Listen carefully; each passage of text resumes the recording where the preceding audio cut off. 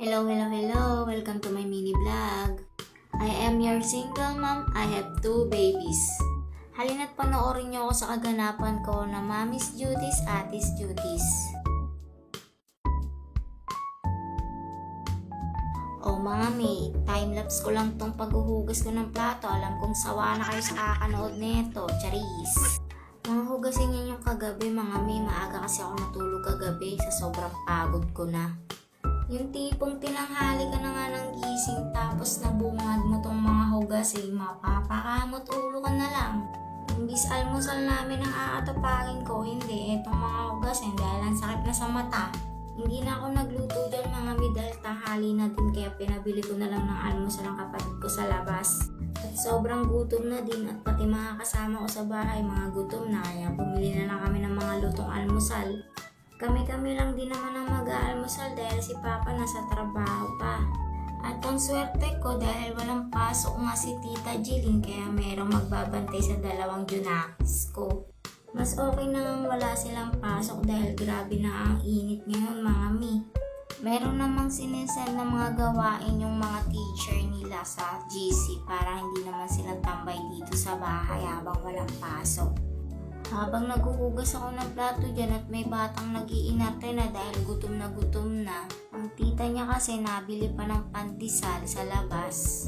Gutom na talaga yan mga miyan ang nauunang nagigising sa amin. Inaantay niya pa ako magising o kaya gigisingin niya ako para makapag-almusal siya. Sensya na anak, meron kang nanay na sarapan sa tulog. O wag kayo, hindi ko lagi yung pinapalipasan ng gutom. Maya ho yan ang hihingi ng tinapay sa akin kaya yung stock namin ditong tinapay maagang nauubos. Kaya ang ending, bumibili na lang sa labas. Maaga na rin ako nagsaing para mga tanghalian din ako magsasaing dahil baka mamaya magmuryot na naman si Tasyang baby. Para ulam na lang sa tanghalian ang aasikasuhin ko. Minamadali ko na talaga yung kilos ko dyan dahil sobrang gutom na mga mi. Ayan, nasarapan sa tulog. Tulog pa more. O baka bet nyo tong thermos namin, i-click nyo na lang yung link niya sa baba. Joke lang mga may, matagal na yung thermos namin. Nakuha pa yan sa Christmas party ng kuya ko. Ilang years na ata yan, 2020 pa ata. Ayan, mga hindi halatang gutom na ang mga person. Sarap ng palaman ko, condensed yarn. Wait lang mga may, for the mukbang muna ako ha.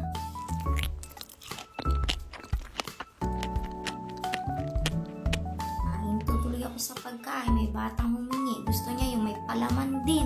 Hindi mo talaga madadaya tong batang to eh. O, pagkatapos kumain, iligpit ang pinagkainan. After namin mag-almusal, ayan, niliguan ko na agad si Tasyang baby dahil sa sobrang init na nga. Si Kuya Nobby, si Tita Jilin na nagpaligo sa kanya.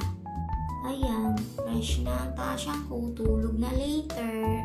Mga bandang kahaponan, ayan, ginalagalan ni Tita Jilin si Kuya Nobby dahil nag-iiyak na nga dito sa loob ng bahay. Sa sobrang naiinip na talaga ang batang batuta, ayan, parang nawala sa koral. Hindi na magkamayaw sa kakatakbo kahit sa sobrang init, susugod yan. Grabe kayo, nilibot nyo na yung buong katakte. Wow! Magkasundo, mamaya away yan. Ayan, kinagabihan. Magsasaing sana ako kaso si Tasyang baby ay magpaiwan sa kanyang tita. Grabe mag-iyak, hindi mapatahan ang kanyang tita. Ayan, kaysa mag-iyak-iyak, kinuha ko na nga at ilagay ko dito sa carrier bag.